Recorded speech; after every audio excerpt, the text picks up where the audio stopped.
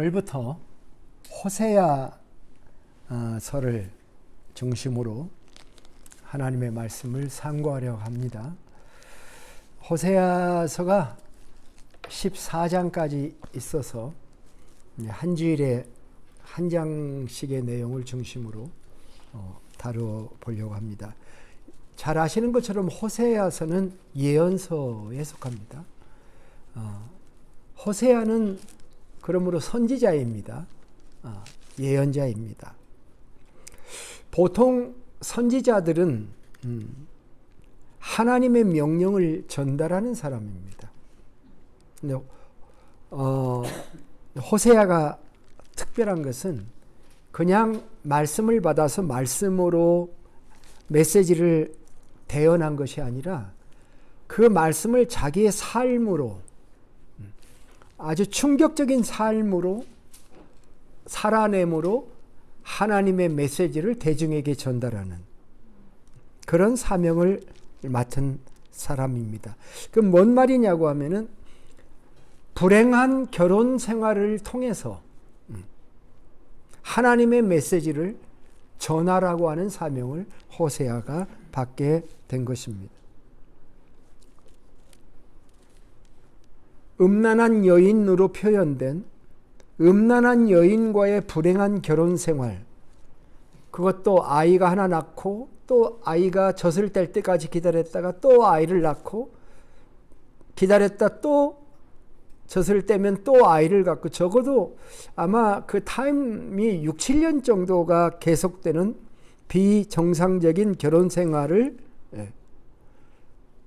아니 6, 7년만이 아니라 평생이 이 아이가 살아있을 것이니까 그 평생 그 결혼 생활을 이어나가는 행위의 메시지, 그런 삶을 살아라고 지금 하나님께서 말씀하신 겁니다.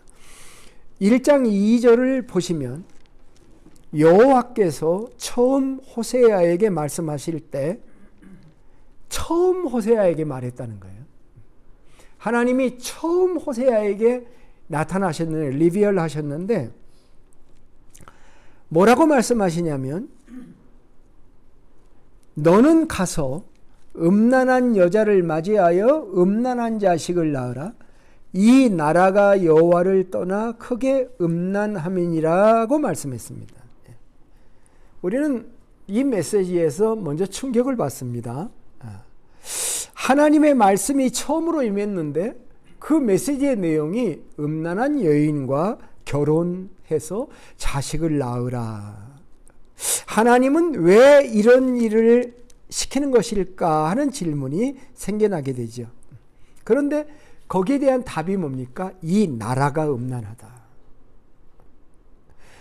나라가 여호와를 떠나서 크게 음란하기 때문이다 라고 말씀하셨던 거죠. 이유가 있었던 거죠.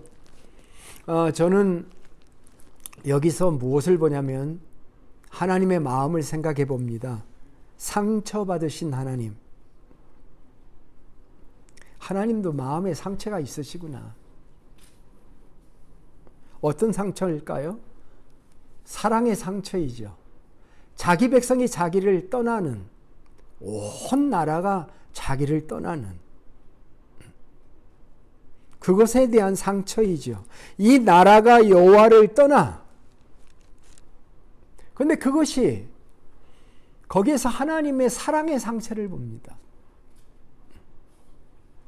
나라와 백성을 사랑하시는 하나님, 지금까지 존재케 하신 하나님이셨잖아요. 이스라엘 나라를 애굽에서 불러내서 광야에서 훈련하시고 가나안 땅을 정복하게 하셔서 나라로 이어가게 하신, 모든 것의 근원이 되어주신 이 하나님을 자기 백성이 떠나서 다른 신들과 행음하는 그런 것에 상처받으신 하나님입니다. 결국 호세아서는 하나님의 사랑의 스토리를 우리에게 보여주는 그런 귀중한 아주 드문 책으로서 우리가 이 호세아를 통해 하나님의 마음을 더 이해하고 우리를 사랑하시는 하나님을 이해하는 시간들이 되기를 주님의 이름으로 축복합니다. 먼저 역사적 배경을 한번 살펴보면 1장 1절에 시대의 정황이 나와 있습니다. 우시야와 요담과 아하스와 히스기야가 이어 유다 왕이 된 시대에, 지금 4명의 이름이 여기 나와 있는데 이 4명들이 존재하던 시대에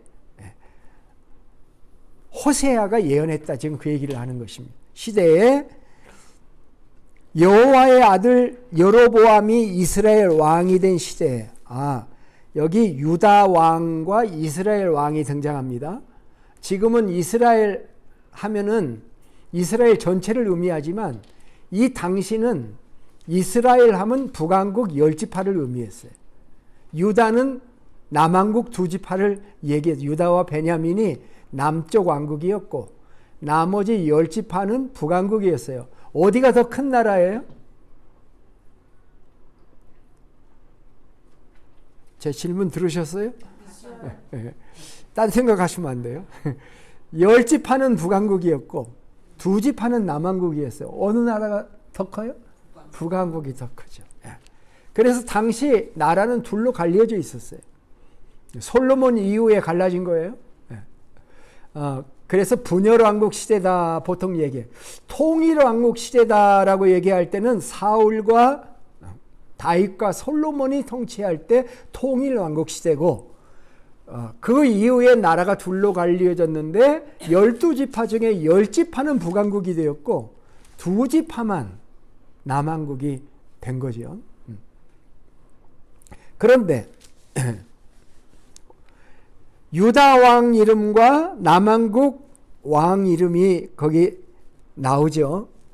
북왕국 유다 왕 4사람을 쭉 히스기야까지 얘기했는데 그것이 북왕국으로 말하자면 북왕국 요아스의 아들 여로보암이 이스라엘이 왕이 되었을 때에 그때 호세아에게 임한 하나님의 말씀이다. 이렇게 이야기를 하고 있는 것입니다. 기원전 8세기, 구체적인 그 연도는 여러분이 기억 안 해도 괜찮습니다. 기원전 8세기, BC 8세기와 BC 7세기의 사건들을 지금 얘기하고 있는 것이다라고 생각하면 됩니다.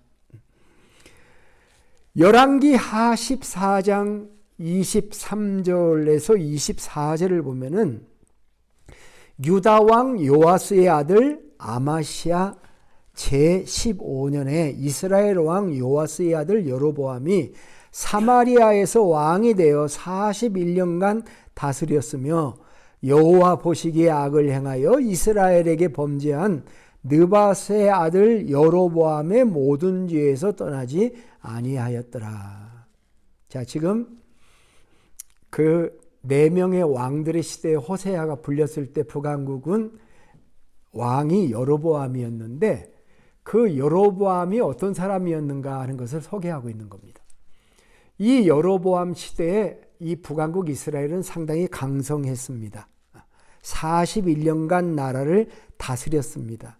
그런데 하나님 보시기에 악을 행하여 이스라엘을 범죄케 한 느밧의 아들 여로보암의 모든 죄를 떠나지 아니했다. 여기 여로보암이 2사람이 있습니다. 북왕국 이스라엘의 초대 왕 이름도 여로보암이에요. 근데 지금 여기 나오고 있는 느밧의 아들 여로보암은 누구냐면 북왕국의 13번째 왕의 이름입니다. 그래서 초대 왕은 여로보암 1세, 그리고 이 사람은 여로보암 2세라고 불리는 사람인데, 여로보암 2세 때에 지은 죄가 뭐냐면 1세 때에 지었던 그 죄와 똑같은 죄를 범하고 있다. 지금 그렇게 얘기를 하고 있는 장면입니다. 어떻게 이 시대에는 백성들이 하나님을 떠나 범죄를 하였기에 하나님께서 이렇게 나라가 여호와를 떠났다라고 말씀을 했을까요? 자, 우리가 사이드 스토리 하나로 이사야서 1장 1절을 읽어보면 이렇게 나왔어요. 유다 왕 우시야와 요담과 아하스와 히스기야 시대의 아모스의 아들 이사야가 유다와 예루살렘에 관하여 본 계시다. 그렇게 얘기를 해요. 똑같아요. 호세아 1장 1절과 이사야 1장 1절이 거의 똑같아요. 뭐냐면은 시대가 똑같아. 그래서 이사야 선지자나 호세아 선지자나 동시대에 살았다 하는 것을 알 수가 있어요. 그런데 차이가 있다면 뭐냐? 이사야는 북왕국에도 예언했고 남왕국에다가도 예언을 했어요. 그런데 이 호세아 선지자는 북왕국에만 예언한 선지자다. 이런 차이가 등장합니다.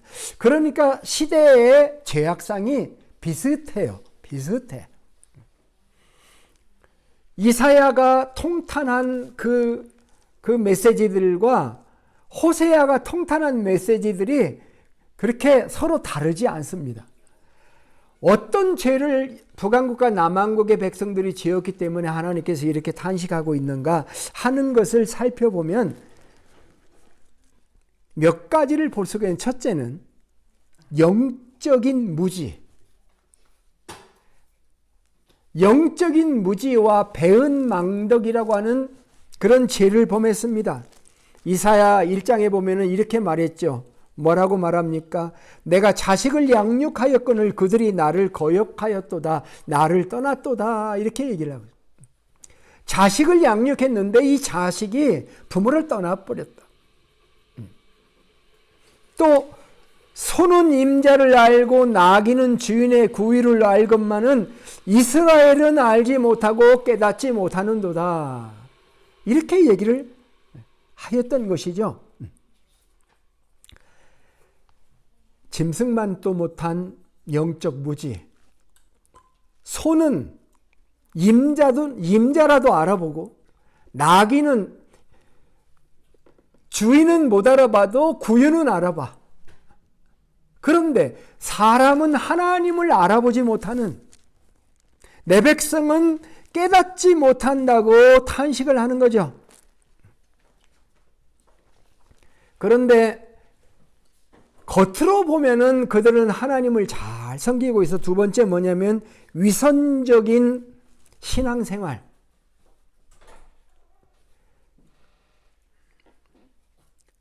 남왕국 백성들은 예루살렘에 성소를 두고 하나님 앞에 제사도 때때마다 놓치지 않고 제사를 열심히 하고 화를 피하고 복을 받기 위해서 성전 마당이 닳도록 제사를 드렸습니다.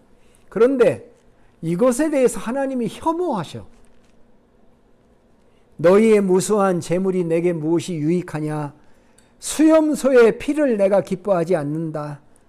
성회와 아울러 악을 행하는 것을 내가 도저히 견딜 수가 없다. 너희들이 내 앞에 와서 예배할 때는 거룩한 채 하고 실제적인 삶에서는 더러운 삶을 사는데 나는 그 위장된 너희들의 모습을 보는데 너무너무 지쳤다. 참 놀라운 메시지. 내가 너희들을 짐지기에 내가 너무 짐이 무겁다. 너희들의 죄를 지기에. 회개 없이 재물만 바치고 몸만 나와 있는 내 마당만 밟을 뿐이다. 라고 이사야가 외쳤거든요. 특별히 북왕국은요, 금송아지라는 우상을 여호와라는 이름으로 예배를 하고 있었습니다. 북왕국 첫 번째 왕이 여로보암 1세라고 그랬죠. 그죠? 여로보암 1세가 나라를 둘로 나눴잖아요. 10지파가 따라왔어요. 12지파 중에. 북왕국이 남왕국보다 훨씬 강대하죠. 그런데 가만히 생각해 보니까 나라는 갈렸는데 예배할 곳은 예루살렘이잖아요. 예루살렘은 남왕국에 있잖아요. 그러면 내 백성 10지파가 예배를 드리러 남왕국에 가면 나는 잘못하면 허수아비가 되고 잘못하면 나중에 망하게 될 것 같다는 생각이 드니까 어떻게 했냐면은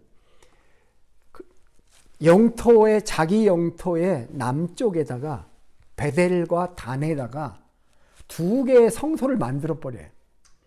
그리고 거기에다가 여호와라는 이름의 금송아지를 만들어 놔요. 제단에다가. 그리고 이 금송아지가 여호와다. 그러니까 여호와를 안 믿는 건 아니야. 보세요. 마치 모세의 형님 누구죠? 아론이 광야에서 금송아지 만들었잖아요. 그러면서 금송아지 만들게 해가지고 그것을 높여놓고 여호와다라고 얘기를 했죠. 그러다가 심판받은 똑같은 죄를 여로보암 1세가 베델과 단에 두 곳에 만들어 놓고 가서 숭배하도록 만들어 놓은 금송아지를, 10계명의 제2계명이 뭡니까? 우상을 만들지 말며 스태초를 만들지 말라는 거예요. 하나님이라는 것을 상징하는 스태초를 만드는 순간 우상이 되는 거예요. 그러니까 하나님의 심정은 어떻게 했어요? 그때 심판받았던 모세와 아론 때, 그게 15세기고 수백 년 전에 했던 그 죄를 여로보암 1세가 다시 만들어서 시행을 하고 하나님을 예배한다고 하고 있으니 하나님의 마음은 얼마나 외로우시고 답답하셨을까요? 그래서 이들의 위선적인 신앙행위, 하나님의 말씀을 따라 살지 않고 자기 정권 유지하기 위해서 내 나라의 백성들이 예루살렘에 가는 것을 막고 자기의 왕권을 유지하기 위한 방법으로 베델과 단에 금송아지를 세워놓고 백성들이 가서 예배하게 만든 것이 여로보암 2세의 죄였던 것이죠. 그것이 여로보암 1세의 죄와 똑같아. 그것이 그대로 연결되고 있는 그런 상태의 북이스라엘 그들의 모습이었던 것이죠.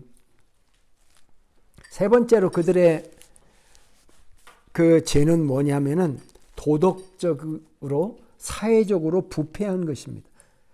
손에 피가 가득한 도덕과 사회의 부패를 얘기하고 있는 것이죠. 너희의 손에 피가 가득하다라고 하였습니다. 정의를 구하고 학대받는 자를 도와주어야 할 지도자들이 오히려 권력을 이용해서 가난한 자를 학대하고 고아와 과부의 재산을 착취하는 신실했던 성읍이 살인자들과 부패와 악한 자들이 가득한 그런 도성이 되었던 것입니다. 또 하나 이들의 죄가 뭐냐면 하나님을 의지하지 않는 죄입니다. 그들은 문제를 정치적으로만 해결을 하려고 했습니다. 어려움이 오면 힘 있는 다른 나라의 도움을 받아서 그 문제를 해결하려고 했습니다. 보통 이 세상의 정치가 그렇잖아요. 힘 있는 자와 손을 잡아서 생존하려고 하는 전략을 이 지도자들이 어김없이 행했습니다. 그 남이나 북이나 마찬가지였습니다.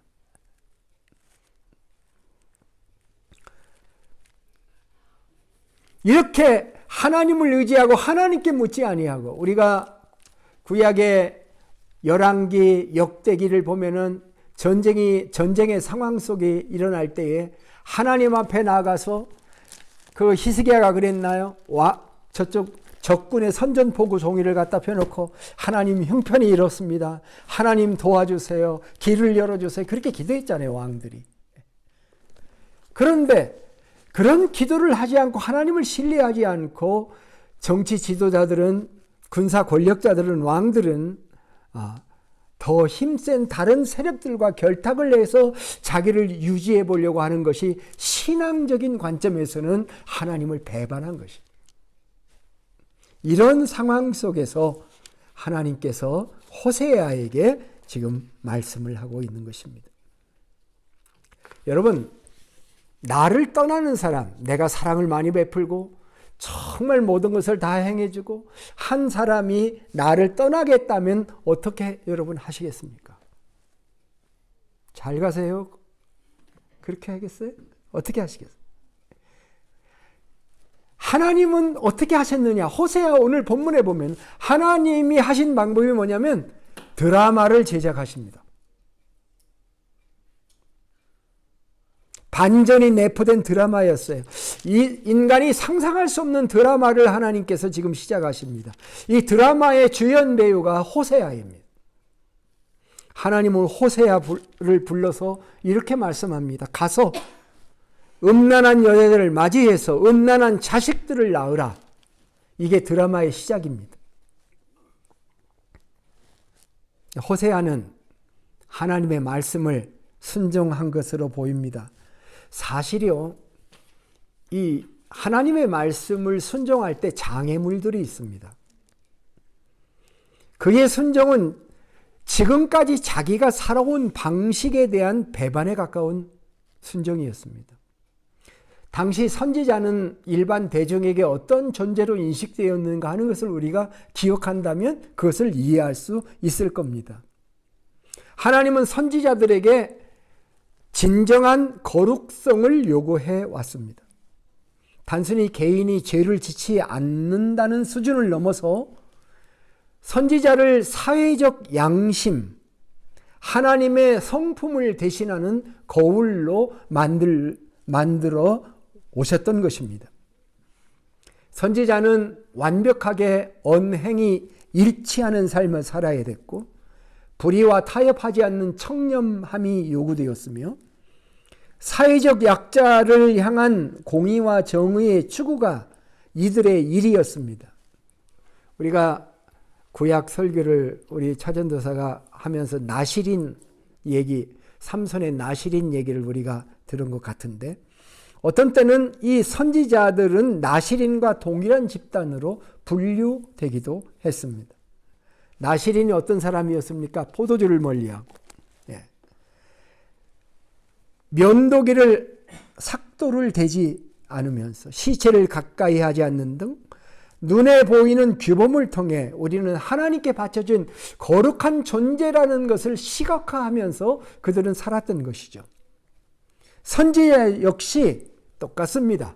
이 세상의 유행에 따르지 않고 오직 하나님의 말씀에만 사로잡혀 사는 거룩함을 시각화한 존재들이 선지자였습니다. 아모스 선지자가 이런 말을 한 적이 있습니다. 너희 아들 중에서 선지자를, 너희 청년 중에서 나실인을 일으켰나니 이스라엘 자손들아 과연 그렇지 아니하냐. 사무엘도 침례 요한도 다 나실인이었습니다.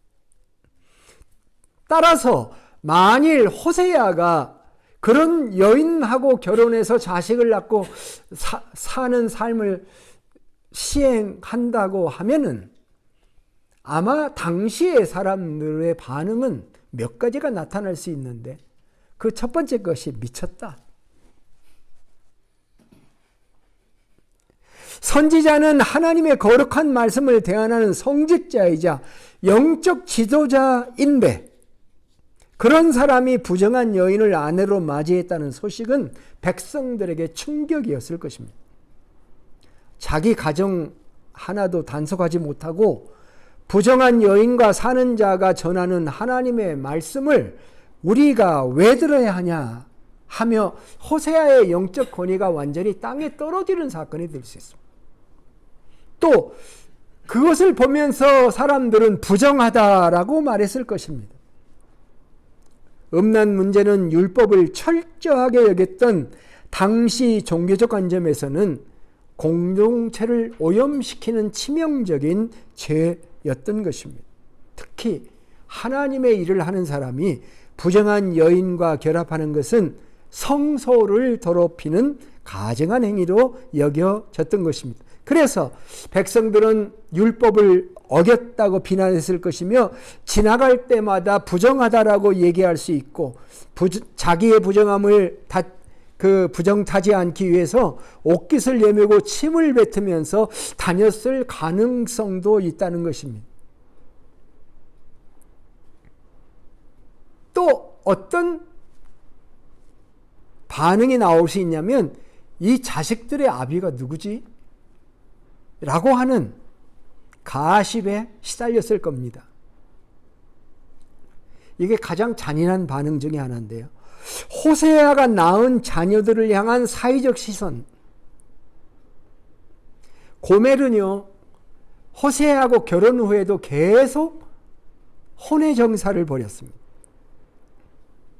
계속 외도를 저질렀기 때문에 동네 사람들은 이들을 보면서 수군거릴 수 있습니다. 음녀의 자식들, 아비가 누구인지도 모르는 자식들이라며 손가락하고 조롱했을 가능성이 있습니다. 호세아는 남편으로 뿐만 아니라 아버지로서도 매일 피눈물을 흘리며 살았어야 할런지도 모르는 것입니다. 이런 상황에서도 미쳤다, 부정하다, 쟤네들 애비가 누구야? 누구 새끼야? 하는 그런 비난과 참 말로 달할 수 없는 외면의 일이 일어날 수 있음에도 불구하고 호세아는 하나님의 명령에 순종한 것으로 보여요.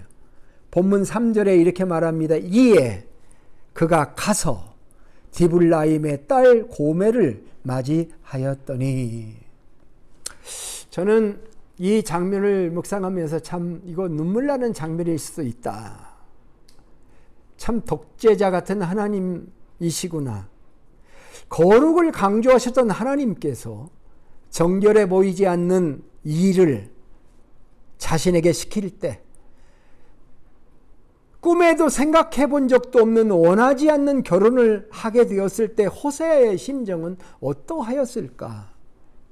그는 하나님의 의도를 얼마나 이해하였을까? 그의 의문을 응답하여 주기 위해서 뒤에 하나님이 말씀하시죠. 이 백성이 나를 떠났기 때문이다. 이 백성이 나를 떠나서 행음하였기 때문이다. 하나님의 어떤 목적을 위해서 나의 삶을 희생하고 헌신해야 된다라는 것을 요청받았을 때에 호세아는 순종한 것입니다. 그는 가서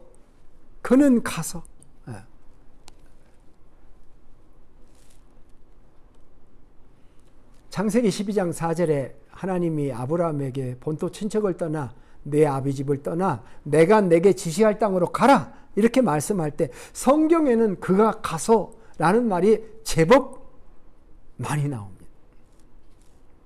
이에 아브라함이 여호와의 말씀을 따라 갔고 순종이죠. 모든 순종이 완전한 이해의 상황은 아니에요. 아침 성경 공부 시간에 말했지만 갈 바를 알지 못하고 갔다고 나와요. 이사갈 도시를 안 알려주고 지시할 곳으로 떠나라. 이거 믿음이 요구되는 거잖아요. 그죠? 가는 도중에 알려줄게. 떠나 일단. 예? 이사를 가는데 어디로 갈지도 모르고요. 어디로 가야 되는데 아니 떠나. 아브라함이 순종하고 떠났잖아요. 호세아도. 제가 이렇게 연출해 볼게요. 호세아는 당시의 목사님이라고 생각해 보세요. 호세아 목사님은 가서 디블라임의 딸 고멜을 맞이하였다.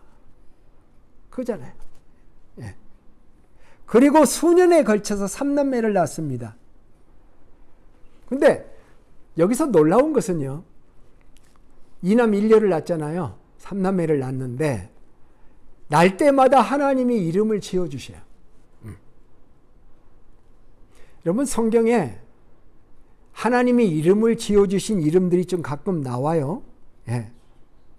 예를 들면 이스마엘, 이삭, 그 다음에 솔로몬의 다른 이름인 여디디야, 요시야 정도가 구약에 하나님이 이름을 지어준 사람으로 나오고, 신약에 보면은 그 침례 요한이 아버지 스가랴, 요한이라 해라 이렇게, 또 예수님의 출생할 때 예수라는 이름을 하나님이 주셨잖아요. 천사가 계시했잖아요. 그렇지만 삼남매의 이름을 지어준 건 아주 초유의 사건이에요. 하나님이 어느 가정에 삼남매의 이름을 다 지어주셨어요. 첫째 이름이 이스라엘이라는 이름을 지었어요. 둘째 아이의 이름은 로루하마, 셋째 이름은 로암미. 그런데 이름을 딱 지어주는데 하나님의 이름 의미가 있잖아요. 이름은 우리 아버님이 제 이름을 지을 때 서울 경자와 클 태자를 지어주셨어요. 그 서울에서 커라 뭐 그런 건가?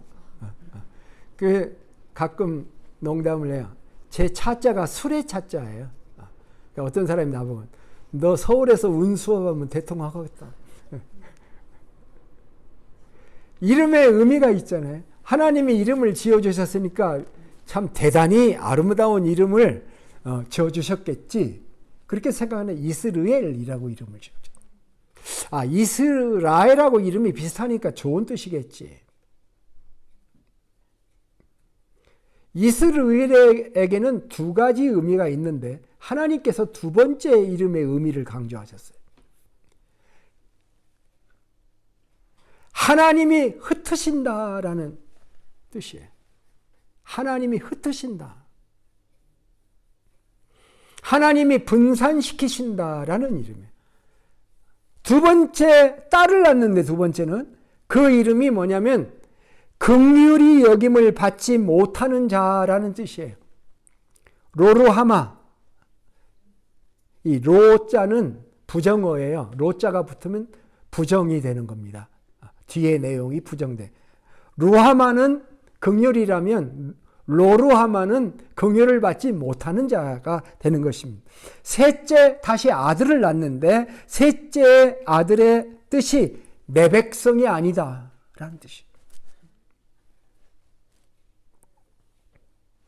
여기서 우리가 참고해야 될 것은 두 번째, 세 번째 아이는 호세아의 아이가 아닐 가능성이 있습니다.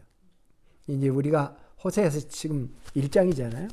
근데 계속해서 우리가 보게 되면 알게 되는데, 그러니까 정황이 인간적으로 얘기하면 둘째, 셋째를 낳았는데 내 백성이 아니야. 긍휼을 받지 못하는 자야. 이렇게 이름을 붙이는 정황이 연출되면서 이게 또 하나님의 메시지하고 연결되도록 하나님이 하셨다라고 하는. 사실 태어난 아이에게 이런 이름을 붙여준다는 것은 매우 이례적인 사건입니다. 여러분의 자식들 이름을 붙일 때 좋은 의미에서 이름을 붙이지 않습니까? 그렇죠? 좋은 뜻.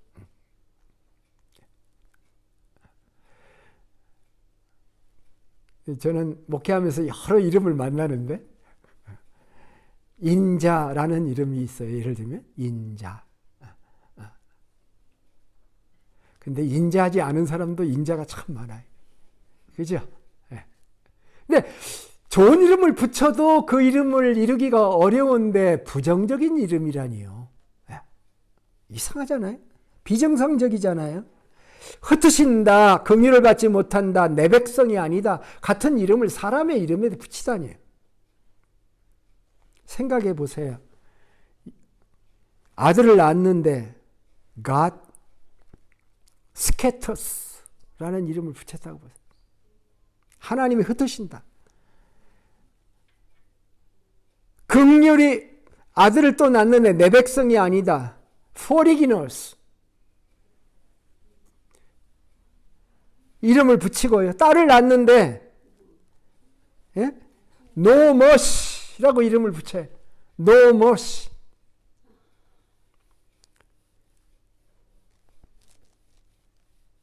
미스터 포리기너 씨, 미스터 노 머시 씨 이렇게 불려진다고 한번 생각해 보세요. 뭔 저런 이름이 있을까? 그란에도 우리 미국에 살면서 이상한 라스네임들 너무너무 많이 보잖아요. 이상한 이름들. 온 집의 자녀들을 이런 괴상한 이름으로 도배한 호세아는 요즘 같으면 사람들의 입방아에 올랐을 것입니다. 왜 그런 이름을 지었을까? 왜 하나님의 종이라는 선지자 호세아는 그런 결혼을 했으며 아이들에게 그런 이름들을 지었을까? 그 중에 어떤 사람들은 의미를 생각하였을 수도 있었을 겁니다. 이사야 선지자, 동시대의 이사야 선지자는 호세아의 자녀들에게 붙여진 이름을 이해하였을까? 이런 이름을 지어주신 하나님의 마음은 어디에 있는가? 그것은 다가올 북왕국 이스라엘의 멸망에 관한 메시지를 북왕국 이스라엘 사회에게 전달하기 위한 목적이었던 것이죠. 백성들에게 하나님의 경고를 전달하는 방법이, 다른 말로 하면은 떠나간 하나님의 백성들에게 호소하는 거예요. 떠나간 하나님의 백성들에게 그들의 장래를 알려주고 제발 돌아와 주기를 간절히 사모하는, 다시 하나가 되고 싶어하는 하나님의 드라마를 우리는 이 메시지에서 읽을 수가 있어야 하는 것입니다. 앞에서도 말했지만 호세아가 활동하기 시작한 호세아 1장의 시점은 BC 8세기 793년에서 753년의 여로보암 2세의 통치 말년입니다. 이 시기에 북왕국은 매우 경제적으로 군사적으로 가장 번영했지만은 영적으로는 타락해서 하나님을 떠나고 하나님의 방법이 아닌 정치와 경제를 운영하면서 이방 신들이 곳곳에 도처에서 또아리를 들고 있는 그런 환경에서 하나님께서 주신 메시지였던 것입니다. 역사적으로 보면은 호세아의 메시지가 선포된 후 30년 후에 북왕국 이스라엘은 멸망합니다.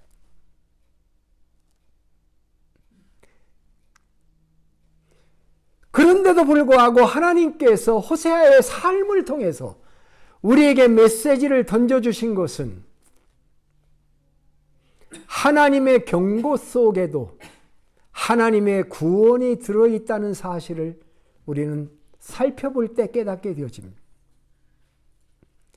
하나님은 우리가 망하기를 원치 않으시고 망했을 때 그 대책까지도 미리 알려주시면서 기다리시는 하나님이라고 하는 것. 호세아 1장을 우리가 지금 오늘 보고 있는데 1장에는 두 번의 but, 그러나 라고 하는 말씀이 있습니다. 두 번의 전환이 있습니다. 하나는 6절 후반과 7절에 나온 것이에요. 내가 다시는 이스라엘 족속을 긍휼히 여겨서 용서하지 않을 것이며 그러나 내가 유다 족속을 긍휼히 여겨 그들의 하나님 여호와로 구원하겠고 활과 칼이나 전쟁이나 말과 마병으로 구원하지 아니하리라 하시니라. 이게 첫 번째 나오는 그러나에, 너희들이 멸망할 거야. 그러나 내가 남왕국은 살려놓을 거야. 이런 메시지잖아요. 그렇죠? 남왕국은 살려놓을 거다. 이렇게 보면 하나님은 유다 족속만 사랑하나 남왕국만 사랑하시는 하나님인가 하는 그런 생각을 하게 됩니다만은 두 번째 그러나를 한번 봐야 됩니다. 10절부터 11절에 나오는 그러나. 그러나 이스라엘 자손의 수가 바닷가의 모래같이 되어서 헤아릴 수도 없고 셀 수도 없을 것이며 전에 그들에게 이르기를 너희는 내 백성이 아니라 한 그곳에서 그들에게 이르기를 너희는 살아계신 하나님의 아들들이라 할 것이라. 이에 유다 자손과 이스라엘 자손이 함께 모여 한 우두머리를 세우고 그 땅에서부터 올라오리니 이스라엘의 날이 클 것임이로다. 자, 여기에 몇 가지 메시지가 들어있습니다. 이스라엘 자손의 수를 얘기하잖아요. 요건 북왕국을 얘기하는 거예요. 북왕국의 수가 바닷가의 모래같이 되어서 헤아릴 수 없고 셀 수도 없는 날이 올 거다. 두 번째 생각할 것은 전에 그들에게 이르기를 너희는 내 백성이 아니라 한 그곳에서, 그러려면 셋째 로암미를 옆에다 세워놓고 해야 될 것 같아요. 로암미라고 이름을 붙인 그 자리, 로암미를 새로 내 백성이 아니라고 한 그곳에서 그들에게 이르기를 살아계신 하나님의 아들들이라 할 것이라. 이에 유다 자손과 이스라엘 자손이 함께 모여 한 우두머리를 세우고 그 땅에서 올라올 것이다. 이스라엘의 날이 올 것이다.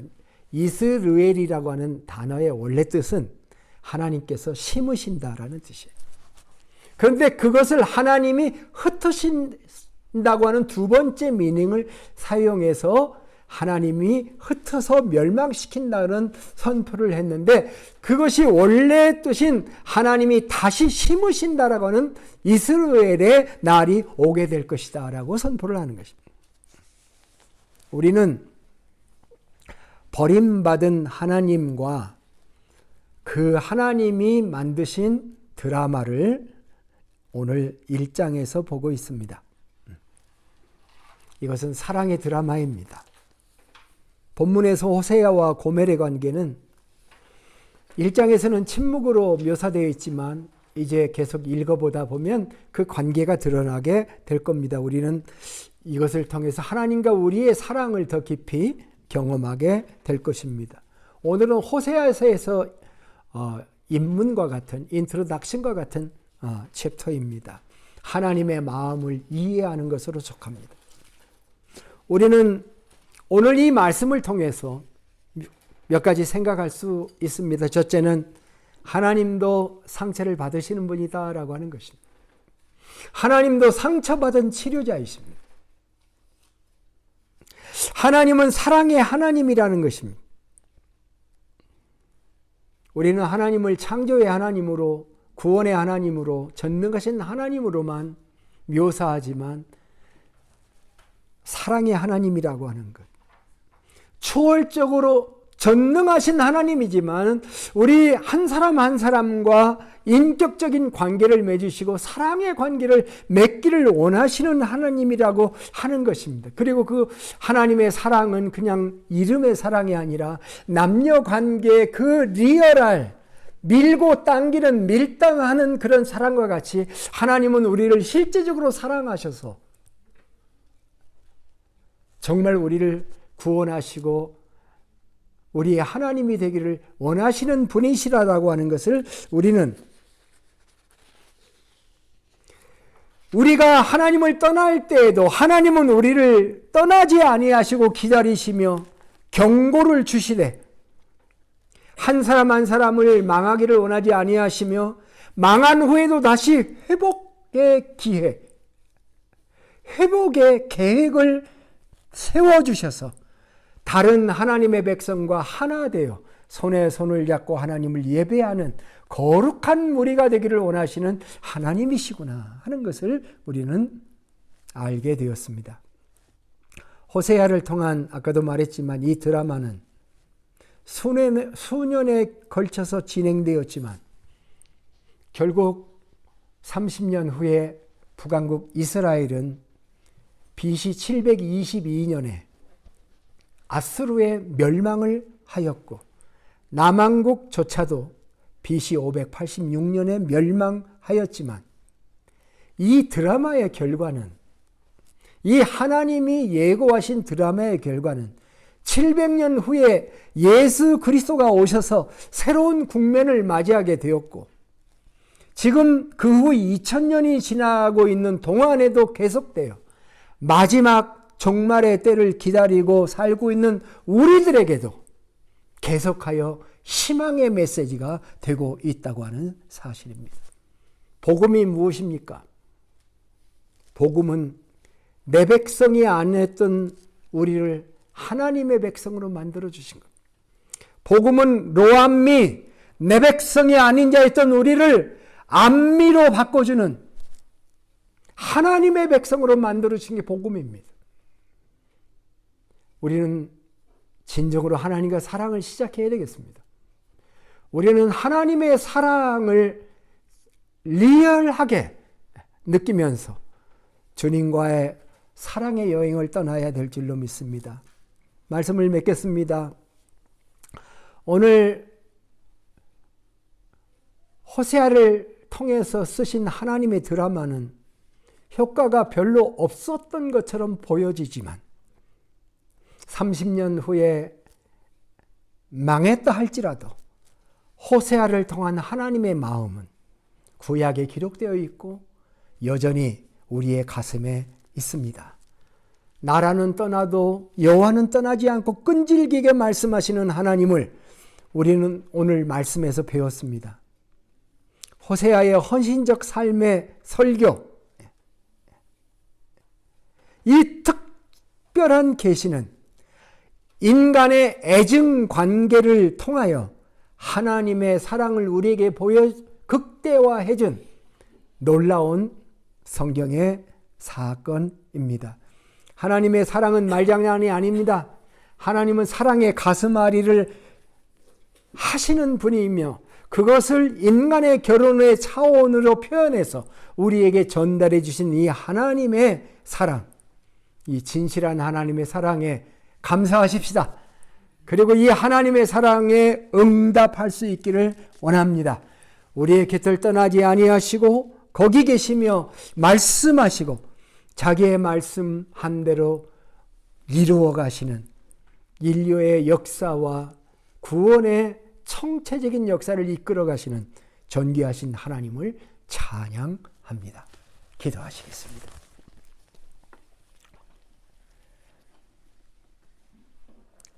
아버지 하나님, 은혜를 감사합니다.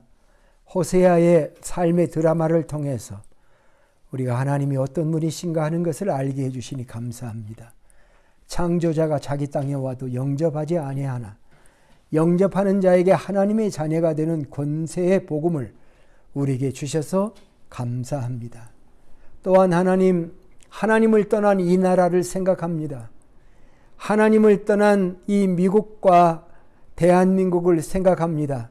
아버지 하나님, 하나님께 돌아갈 수 있게 해 주시옵소서. 하나님을 떠난 수많은 영혼들, 자기의 힘으로 살아가면서 행복할 수 있다고 믿는 그런 자들에게 진정한 하나님의 사랑을 깨닫게 하여 주셔서 그 사랑으로 돌아가 우리와 함께 하나가 되어 아버지께 나아가는 위대한 일들이 일어나도록 축복하여 주시옵소서. 존귀하신 예수님의 이름으로 기도하옵나이다. 아멘.